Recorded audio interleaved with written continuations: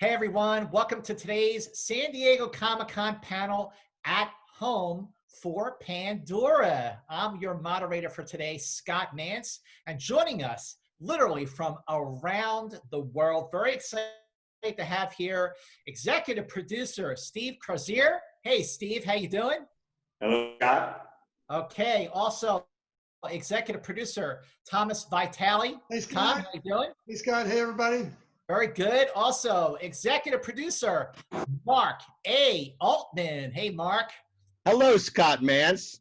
And joining us for his first panel for Pandora, Ben Radcliffe. Hi, Ben. Hi. And joining us from the UK, Oliver Dench. Hello. How's it going? And from beautiful Los Angeles, Priscilla Quintana. Hey, everybody. Okay. Well, thank you so much for joining us. And, you know, we're looking back on season one before we get into some bits for season two. And really now that season one is done, it has aired, it's in the rearview mirror, and the soundtrack album with the music is available now on La La Land Records. That's how much season one is in the books. I want to just start by asking, well, let's start with you, Priscilla. I just wanted to say, like, how was this overall experience for season one?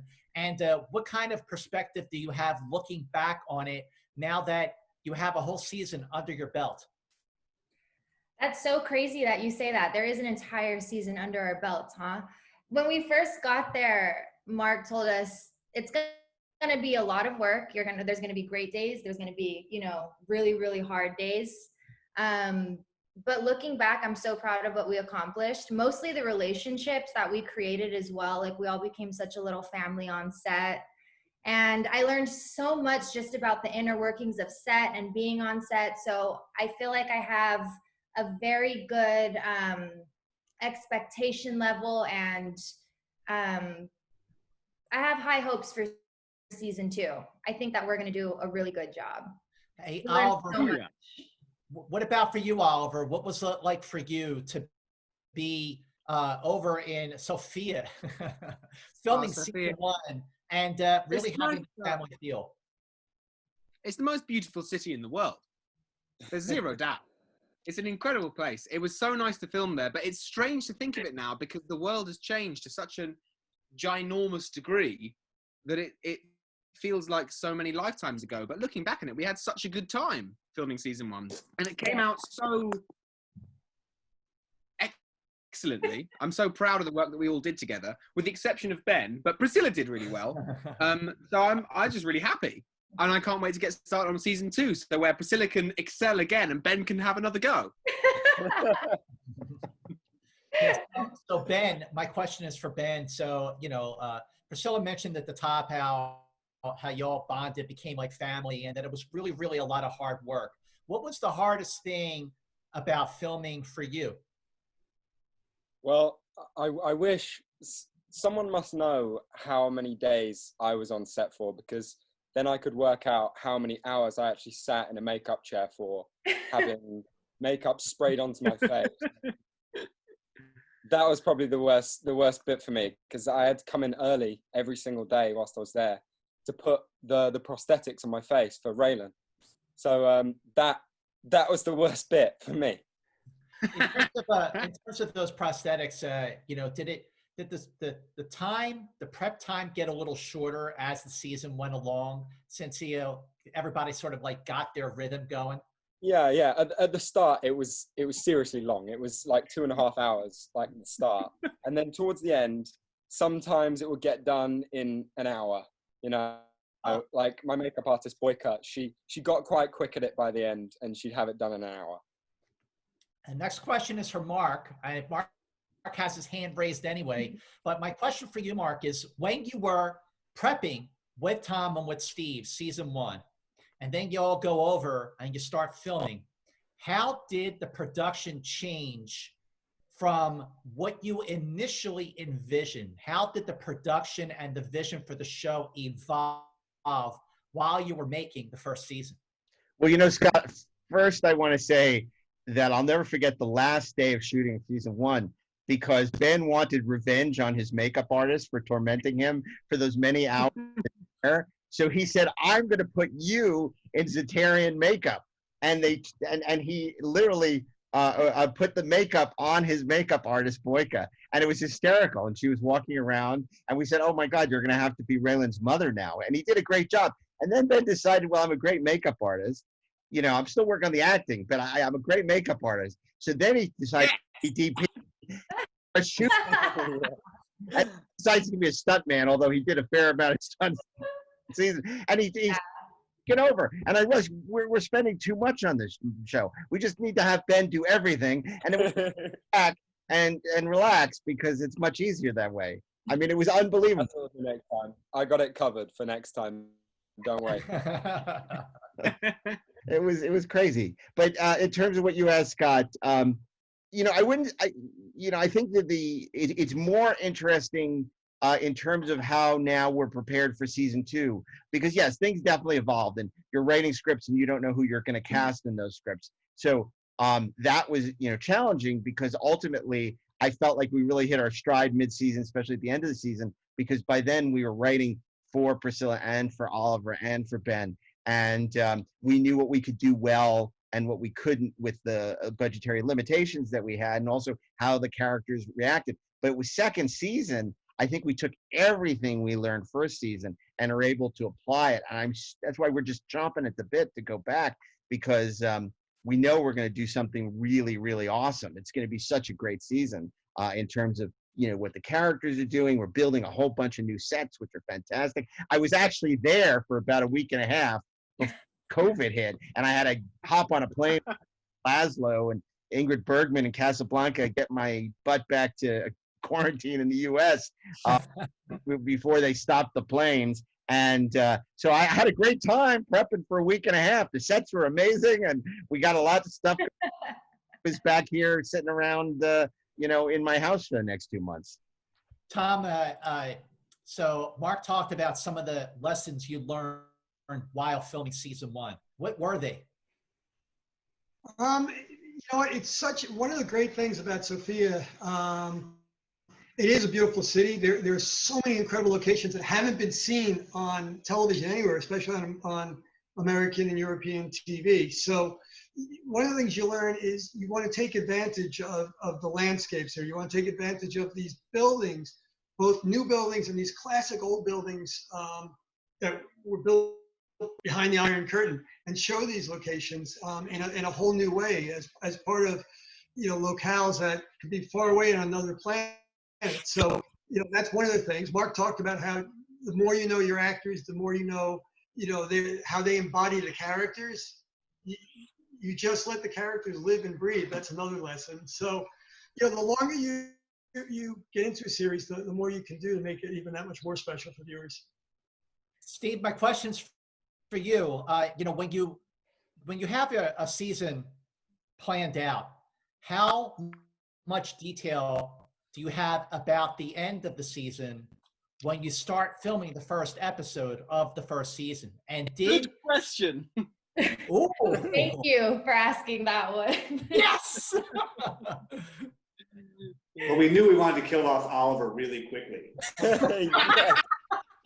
the network was like, you can't do that. Wait, can I just say, can you guys hear me? I'm still Team Ralen all the way. Mark, if you make me Xander fall in love, I'm quitting the show. I swear. I do remember at Oliver's audition tape, his hair was like, seriously, COVID hair. Show them your hair. Show them your hair. And like, this guy's trouble. This guy's trouble. Look at my Mohican.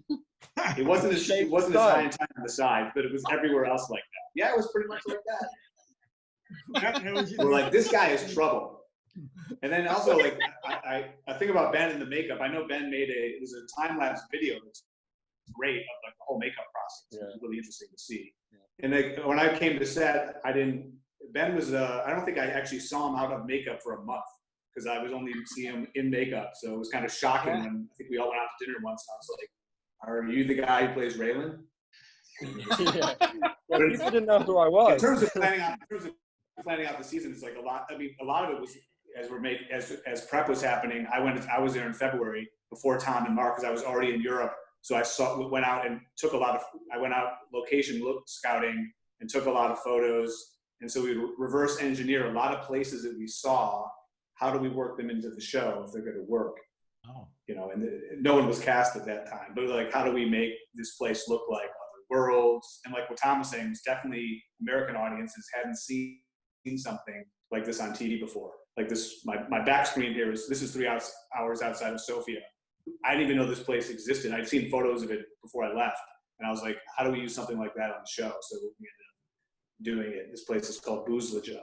Mark, you want to add something? Yeah, I would just say that, you know, first season, you asked about how much we had planned. We got picked up in February. We were shooting in April, and we were on the air in June, which is insane for people who understand production schedules. I mean, pulled off. I mean, you know, so what's great about the new season is we actually had time to plan and time to build sets and time to do a lot of things. And that really, you know, in television, the more time and then we have this quarantine, you know, so that helps too. More time. What a blessing. I mean, we should just do the whole season by Zoom. We could just. I don't think that would go very well. I'm receiving a transmission from Jax. Put her on screen. So, Mark, you know, you raised a really good point. I remember, you know, because, you know, Mark and I have been friends for a really long time. And you know, when the announcement came out and I saw where he was going and what he was doing, it just all, you know, from my perspective, it all happened really, really fast. But, you know, for Ben, Oliver, and Priscilla, from your perspective, what were the biggest challenges for all of you? Start with Priscilla about the speed in which all this happened. That's a great question. So this is my first big job of my career. So I had no idea what to expect. And now we've been on set a lot and we kind of know how the system works. But at first you have to think that, you know, for season 1, episode 1, we went to a foreign country where a lot of the cast and crew don't even speak the same language. Wow. So there was a lot of charades happening on set to try to understand, you know, where you need to stand or what you need to do or where the lighting needs to be. So I would say the biggest challenge was probably the actual language barrier at first. And we you know, as the season progressed, we definitely caught on more and more. Oliver is almost fluent in Bulgarian. Taking lessons, weren't you, Oliver? I think that was definitely the hardest part, not to mention the really, really, really long hours, especially for Ben. And, you know, we're on set all day long, go home, run lines for an hour, eat dinner if you have time, sleep for 5.5, 6 hours, and you're back at it again, you know, for like 3 months. So I would say for me, it was the really long hours and the language barrier that was most difficult, but I wouldn't trade it for the world. I learned so much, and coming out of it, I just feel like I grew so much, and I'm just like a different new person. I really showed myself what I could do. Yeah. Listen, Oliver, how about for you? What were the challenges for you, and were they sort of in line with what Priscilla was saying? Yeah, totally. I think the way we made the show with the language barrier was really tough. I think the thing that I noticed most was the timing being so stringent meant that the time we had to build a character was much smaller than we would normally hope for, which is totally fine. But when you approach an audition, you do what you can with the audition sides and you build the character as much as you can imagine it at that point. And then we really had to hit the ground running in the first couple of episodes to trust ourselves, trust the writing, trust the directors, to make the character into something that we thought would work. And I think it's really exciting how the limited time means our characters develop so excitingly over the series, while we get new writing, new, you know, everything else, while everything else is thrown at us. I think it's really interesting how it changes. Ben, how about for you? Sorry, I was trying sit down, to my background to my own face. It didn't quite work. The challenges. Well, initially, my challenge was, you know, being an alien. Like that was pretty hard. I had to, you know, decide how my alien would, you know, what my alien would be, like what I'd talk like, you know, all those things, my characterization and everything. Did you have any other like discarded options? And can you do them for us now? Show us your second option. No, do you actually know where the voice came from? No. You know, so it's got a bit of Snape in it, you know, like several. Yeah. It's got. Have you heard of the YouTuber PewDiePie? Yeah. So he talks with a Swedish accent that is like PewDiePie. He's like that, and that's where I got the like inspiration for it. And I was like, just come up with something random, and I was like, I'll talk like PewDiePie, and then I sort of made it a bit more British, and eventually I came up with Ralen. It's quite weird. And it's funny because Ben didn't like we've been saying, we're on such limited time, so Ben didn't have time to teach the other Zatarians how to speak that language. So he's the only one on the show who does. It's so good. Yeah. So my wife, she doesn't have, you know, a very big Zatarian accent. No. But Dad nails it. He comes from North Zatar. They have He's Northern Zatar. That's what it is. Napoleon Zatar. Very, very similar to a British accent. It's very similar. So you were going to say something before I cut to Ben. What were you going to add with that? Oh, I don't remember. Sorry. You know, the trust factor in terms of producers trusting the actors trusting their producers, and of course the actors trusting each other. You know, when you watch the first season, you look, you know, from the very first episode, the tone of the show, the relationships already look fully realized, the dynamic and the chemistry, it's already there. But really for the actors, when did you start to feel that bond? Like, when did you start to feel that you were hitting your stride? Priscilla. Definitely not the first episode, if we're being completely honest. Like, we didn't, I think that we hit our stride and we became super comfortable and familiar with each other around, what would you say, Ollie, like 5 or 6 maybe? Because at that point we're spending like 10 hours a day with each other. But I think in most pilots, you know, people are still trying to figure their characters out and better realize and understand. And yeah, I would say around episode 5 for me is when I really got. It's like a multi-part question, because in terms of when we started feeling comfortable with each other and also when we started feeling confident with our characters, are kind of two-parted things. I feel like close to the beginning, we all spent an evening together eating food, playing games and getting drunk. I'm going to show pictures. I'm going to pull them up. I think when John Kim was killed off in number 3, we got rid of that extra fat that we didn't need. It really Exactly. It brought us all closer together. Finally, yeah. And Scott, what you were saying earlier about things planned out, like he was always planned to be killed off in 3. That was always part of the storyline. And then people were very upset that John had been killed, and now he keeps coming back, and we can't get rid of him. Can I show you guys this funny video? This is me, Martin, and Ben. We went to a lake one day to go on a boat, and it started hailing, and this is us in like hail in a jacuzzi. Brilliant. And there's so many nights like that, but that's really what bonded us all and we're like always just making fun of each other. Like I sent this to the group chat recently of Martin. So that type of stuff got us much closer as friends, but as characters, I think we developed about halfway through maybe. And I think it helps. I think even though the dynamic is radically different from what we are in real life to how our characters are, I think it really helps for us to bond as people as we find who our characters are. But it's hard to say when we really hit our stride. I don't really know. This is the last one. This is one of the first nights we all hung out. The cops were called. The Bulgarian police were called. We had a crazy food fight in our apartment, and that's Ben trying to squeeze lemon in my eye all night. Can you guys? I did squeeze lemon in your eye. I know. I still can't see out of that eye all the way. Whatever. Priscilla, why would you show this? This is incriminating. Is it? So incriminating. It's a food fight. They're legal. It's a food fight. Behind the scenes of Pandora. This is an exclusive. Yeah, exactly.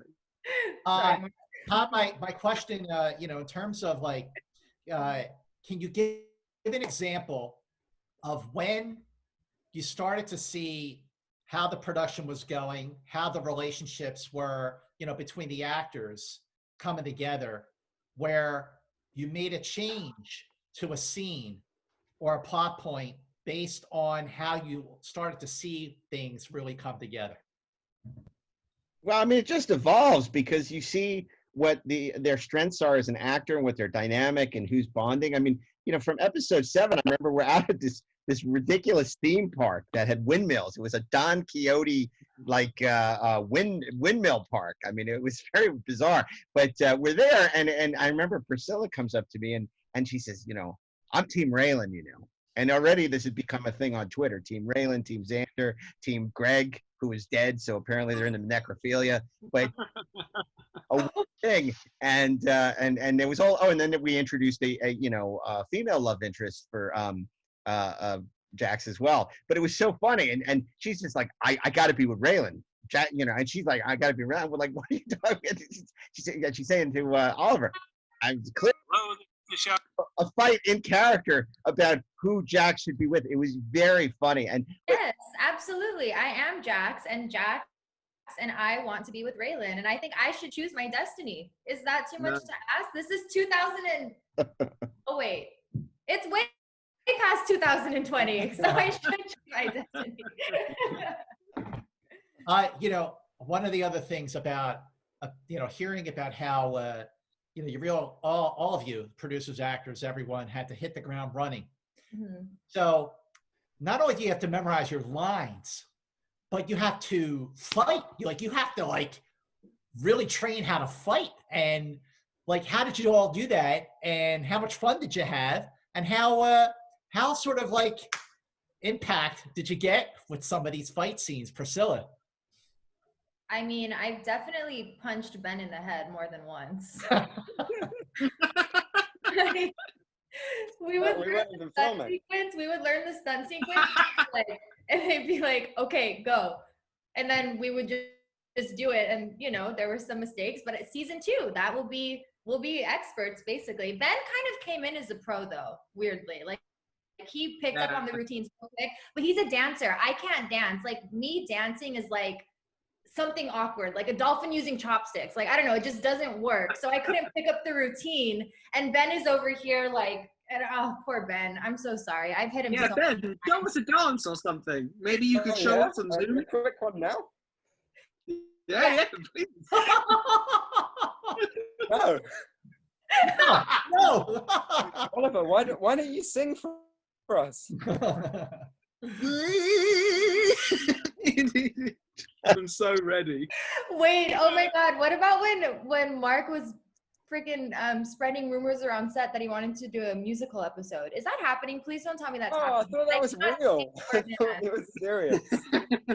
And I still want to do a musical episode. I just haven't out yet, but we're going to do a musical episode. Stunt double has to do my singing and dancing part because I cannot do either. I'm not a triple threat. I'm sorry. I got to say, one of the reasons we started having so many more fight scenes late in the season was because, we saw what Priscilla did in 108, where she has this fight with these 2 burly security guards, which is great. It's a great fight. And then, Ben, was just totally, kicking ass and doing these incredible flips and stuff. And Oliver, had this great fight scene in 108. I did my best.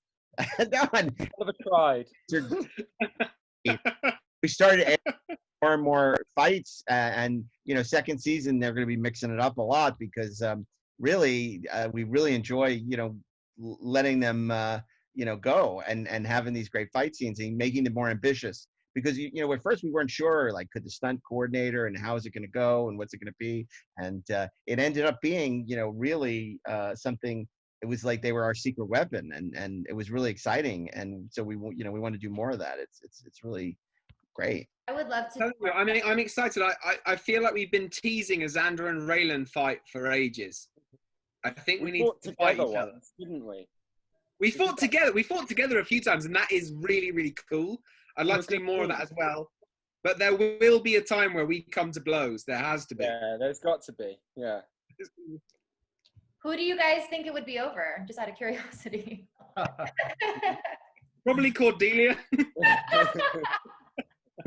I imagine. It's hard to tell. Probably over Avar. Yeah, Avar! We can't go. Avar! Poor Avar. Avar.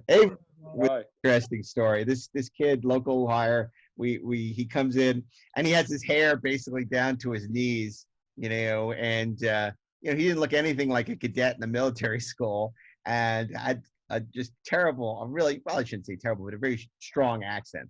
And so you're like, he won't cut his hair. What do we do? It's like, put him in a hat, put it under his hat, and that solved that problem. But then, That guy had long hair. oh my God, yeah. It was in a cap. It was stuck I never inside. knew that. underneath his hat. I would have asked him to show me. You can't even tell. That's great. That was one of those morning calls you get here back when I'm back in post, and it's like the guy won't cut his hair and it's really long and we don't know what to do, and it's like, put a hat on him, an EarthCom hat. That's where the EarthCom hats came from. And like, oh yeah, that's a good idea.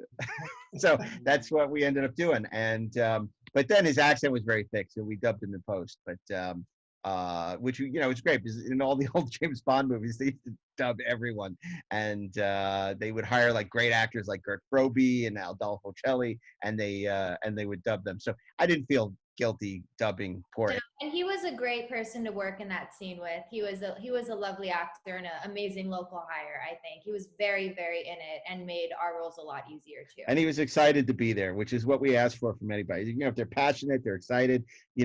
Like everyone was saying, it's a family, and we really want to have a warm and a good environment and make it as fun for everybody as it can be under the circumstances. We work long hours, and everybody works hard. There's some rough, but we try and make it a pleasant working environment for everybody. And for the most part, it has been. And I'm so excited about season 2. I want to get out of my house. I want to be out. Wow. You know what? So, you've all talked about like the long hours, and sure, of course, you're making a weekly show. Hours are going to be pretty long, but so can you give an example, maybe Ben, Oliver, Priscilla, of where it's kind of late in the day, you're really tired, or maybe it's even early in the morning. That's how late it is, where you're just like, man, I got to get some sleep or whatever, but you have to do a really big scene and you have to crush it, and your fellow actors really boosted you and elevated you, and you crushed it. Can you give an example of that? I think there were some cool moments towards the end of the series.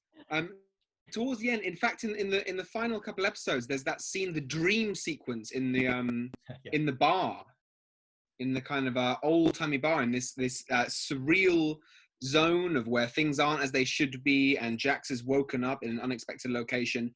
It was shot so close to the end of the day through no fault of anyone's, and we had to get the scene solid. It included like a scuffle between a dream Greg, a dream Jaworski, a moment from dream Xander. I always think Xander is always a dream, but this was an especially dream Xander, and Jax and a tree, and all these moments, and suddenly everyone managed to pull it out the bag. I remember working with everyone in our brief moments of the scene, and everyone managed to get things on the first take because, frankly, you have to work hard and get it to a certain point and perform at a certain quality. And I think that was the moment that I remember where everyone pulled it out the bag. I don't know if Priscilla and Ben have any other examples. Do you remember the fight that we actually did together, you and me, Oliver? That was at the very end of the day, and we'd been in all day, and I had no other scenes that day. We'd just been rehearsing this fight, and it got to the end of the day, and it was just closer and closer to the time we've got to wrap. We were like, we've got about half an hour left. We've got about 20 minutes left. We've got about 15 minutes left to do this fight. Yeah. And we're both thinking like, it's not going to happen. Like, how are we going to do it? and then they just were like, all right, we're on to the fight. Roll the cameras. Me and you were straight in, just did it. We did it 3 times, no break in between. And we managed to get the fight scene done. It looks really cool. Yeah. Man, it was crazy. They did the full fight, and then they were like, okay, and reset, camera's still rolling, and 3, 2, 1, go again. Yeah. And reset, camera's still rolling. That was the most exhausting thing I've ever done. And the dust of the quarry. Yeah. And we had to dive through that portal as well, where we did some serious leaps. Yeah, they were good. But Mark got us a spa voucher. Yeah. Oh yeah. It was so worth it. Massage. That's So worth it. That spa is like the best spa that I've ever been to in my life. It's good. I swear to God, that place was amazing. Yeah, that was a brutal day. It was super hot. And I remember because Ben Cross got bit by a bug and everyone started freaking out. And we thought something serious had happened. What happened to Ben? Is Ben okay? He got bit by a Well, because what happened was he went like this to get it off of his face and scratched his under eye area. So he was bleeding and we have no time. So they're just trying to cover up his blood with makeup. And we're all like, oh my God, what the hell are we going to do now? I remember when we finally did it was the first day that I'd really been on set with Ben Cross. And I hadn't spent that much time with him. When we eventually went to do the scene, I was sat next to Ben Radcliffe. They said, we're going to do the fight scene. I stood up and went, all right, Ben, let's go do this. You've been sitting around, lazing around for hours. And Ben Cross gave me a look like, I was like, Radcliffe. It was a brutal day, 100 degrees in this quarry, no shade. Then it started raining. Then it started back out. Then it rained. Then there was hot hail or something like out of Flash Gordon. I mean, it was the weirdest thing. No clouds. Yeah. It was a working quarry also, and there was a lot of noise with the machines in the background. If you remember that too.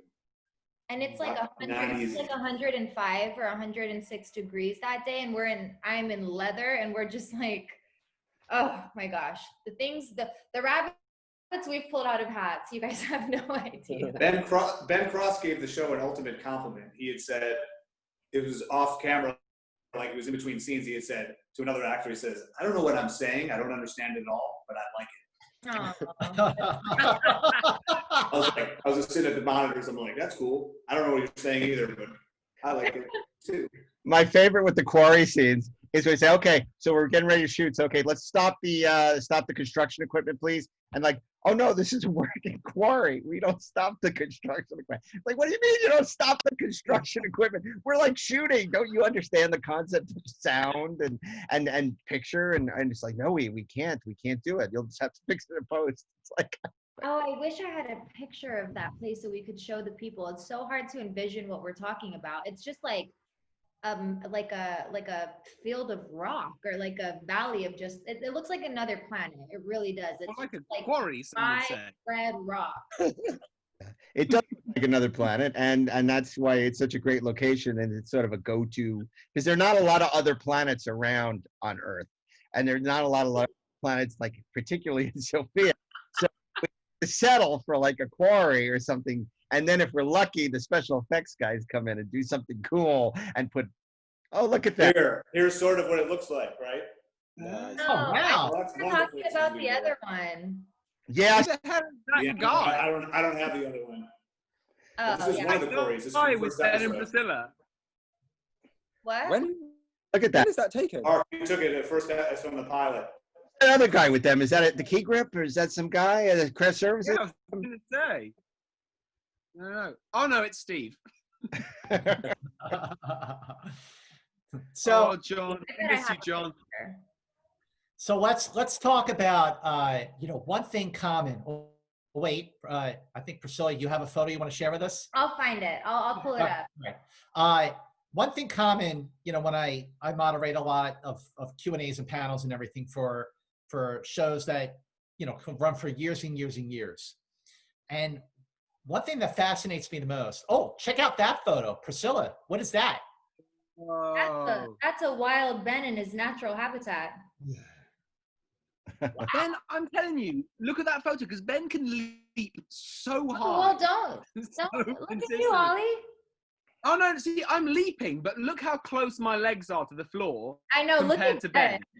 I actually went over the crash mat on that one and totally missed it.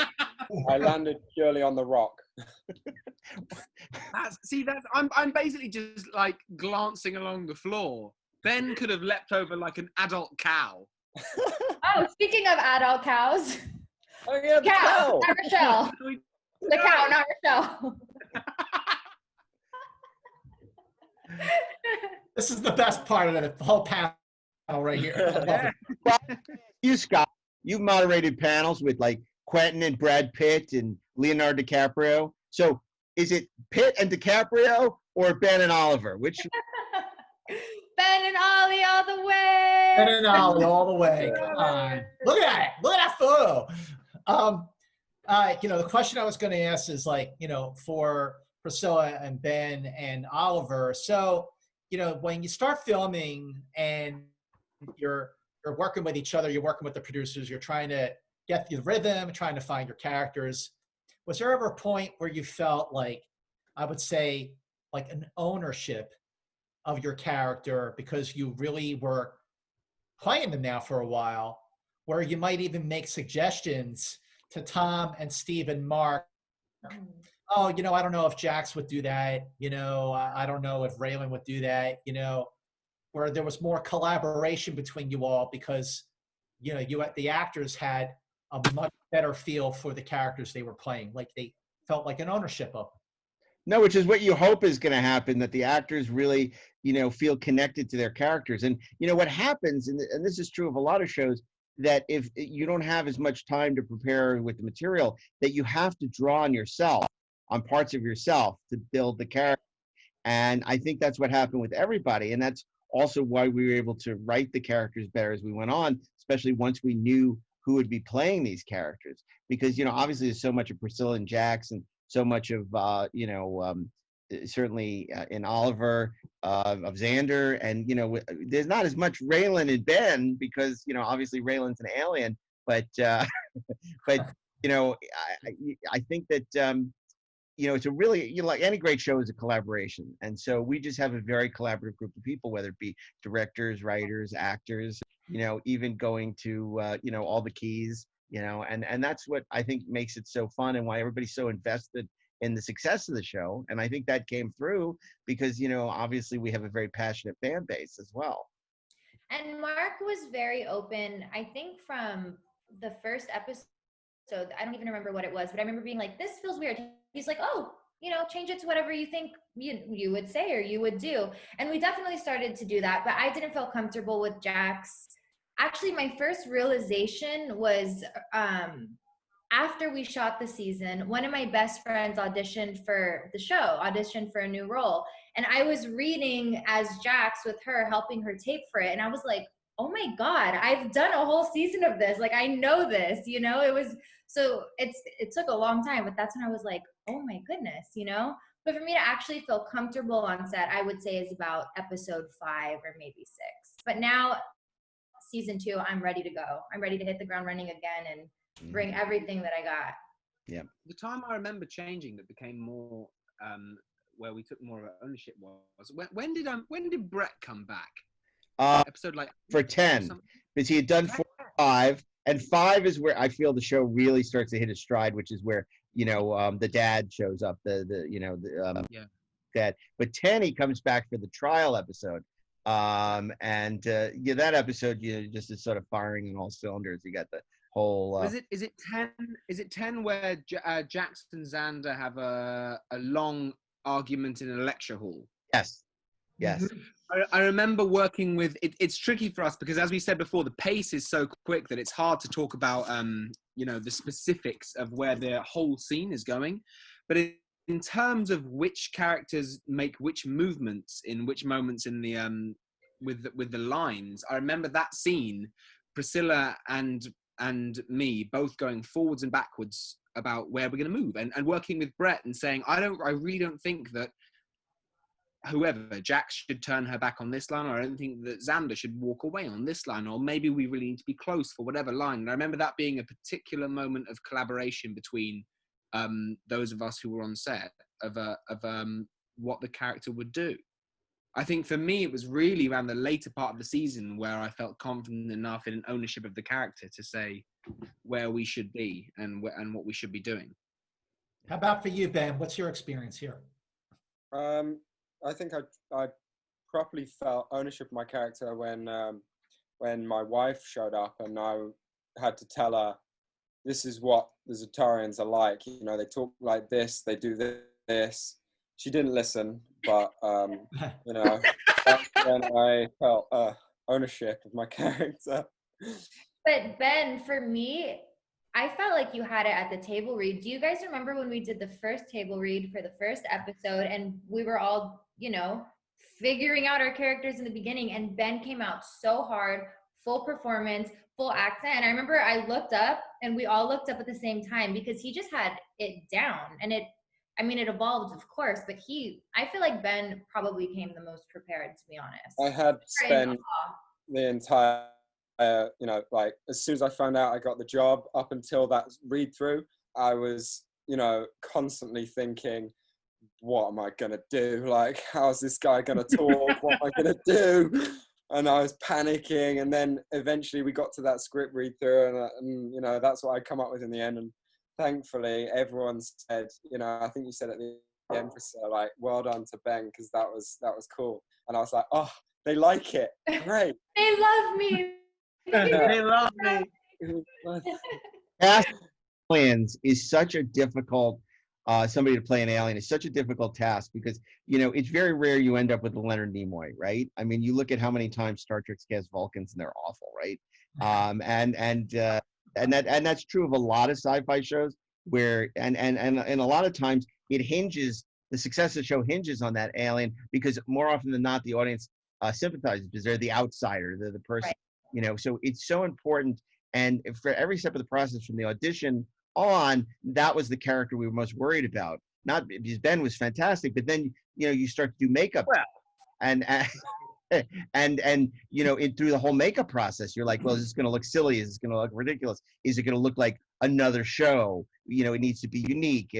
And so we did a lot, you know, before Ben showed up, you know, makeup test wise with the director, with me, with makeup artists. And then we did, you know, Max, our fabulous DP, you know, did some test shoots to make sure the makeup photographed well. That was when Ben was there. And then we were so thrilled, you know, once we started shooting, because obviously, you know, Ben had created this character that was unique and funny and exciting and you know, a little off and but also, you know, could kick ass when he needed to. And you know, dealing with a character who's still dealing with racism felt very of the moment right now, unfortunately, because there's so much xenophobia and so much, you know, particularly in America with this misplaced America first ideal, to have somebody, you know, who even in the future where things are better, you dealing with this on a regular basis, you know, was very interesting because I think the great science fiction offers a lens into the issues we're dealing with today. And, you know, it's not really about the future, it's about the people we are now and how, and so when science fiction works, that's what it does well. And that's what we tried to do, particularly, you know, with Ralen's character. Okay, so we have a couple more minutes left. I just want to just get into season 2 without spilling the beans on too much, you know. So, you know, not that there was any good thing to come out of this current circumstance we all find ourselves in, except for time to fine-tune certain things and get a better handle on things and polish up certain areas of the story and plot and script. But, you know, based on the accomplishments of the first season and the prep for the second season, what can we expect from season 2 to grow new characters? Tom, I want to jump back with you and talk about what we can expect from season 2 from the unexpected. Well, Priscilla and Ben and Oliver all get killed off in the first episode. So. Don't you like it? Oh, I'm sorry. My agent and I are still in that discussion. You mean my agent? Oliver stole my agent after season 1. Do we talk about that? I did. But I love it. We're the same agency. I admit that.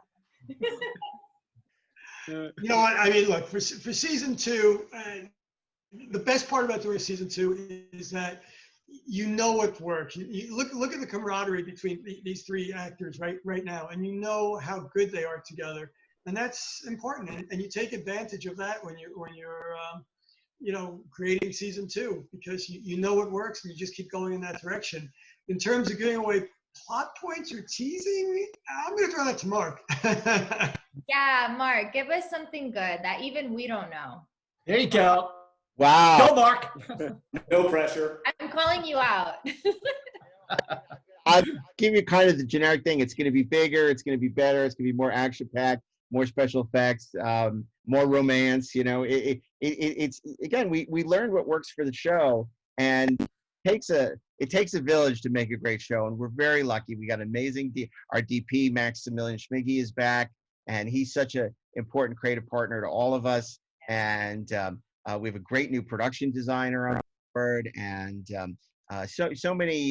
so many people that make the show possible. I mean, and we're very lucky because, you know, we're not gifted with a huge budget. We're not gifted with, you know, a lot of things that, you know, bigger shows have. So, but we are gifted with ambition.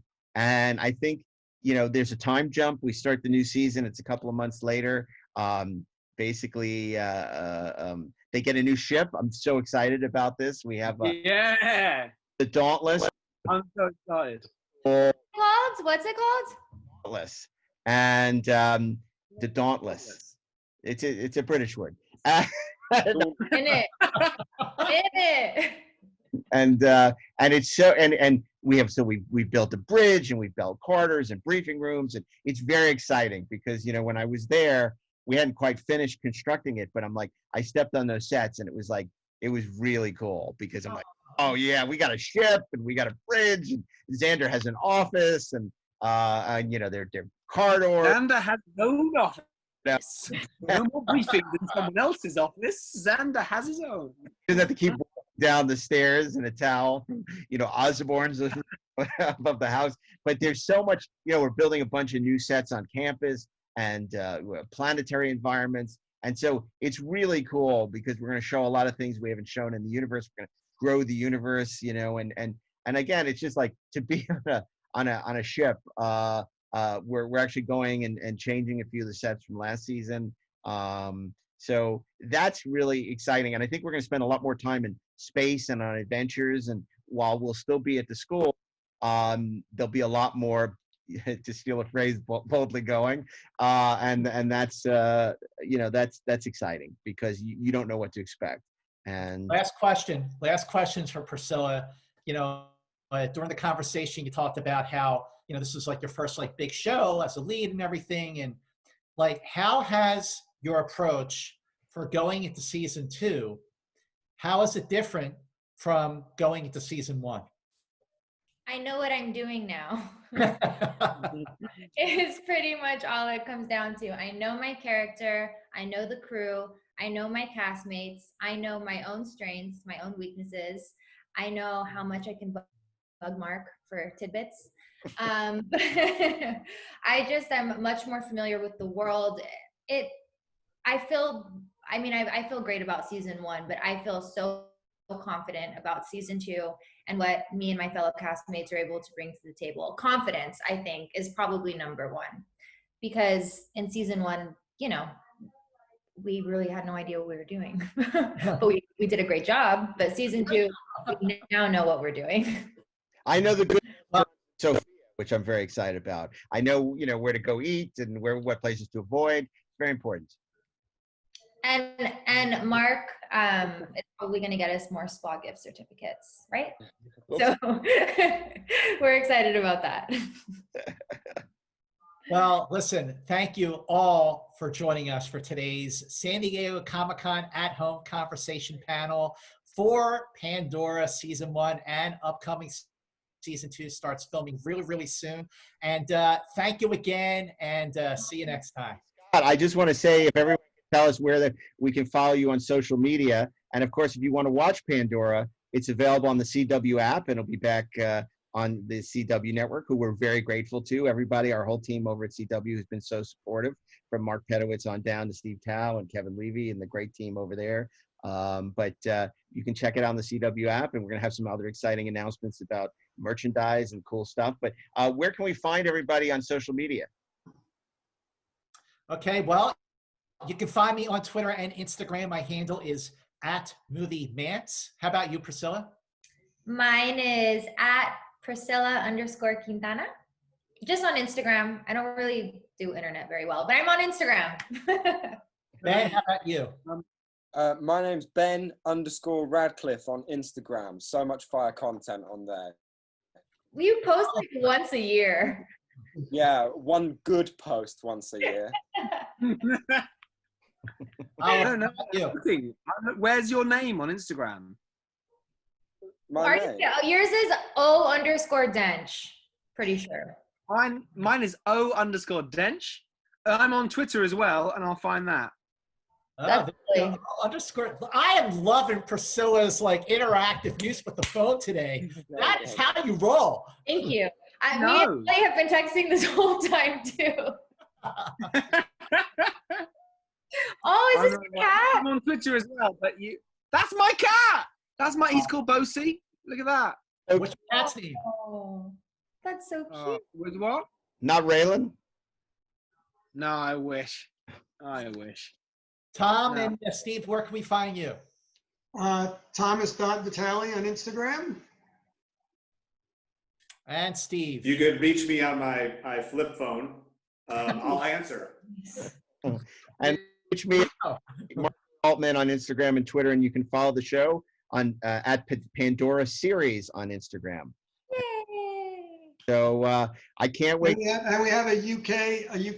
They announced recently the UK premiere coming up. Yep. So the show recently premiered in the United Kingdom. It's on now in Germany. So Pandora is taking over the world. So check your local listing. Make the UK great again.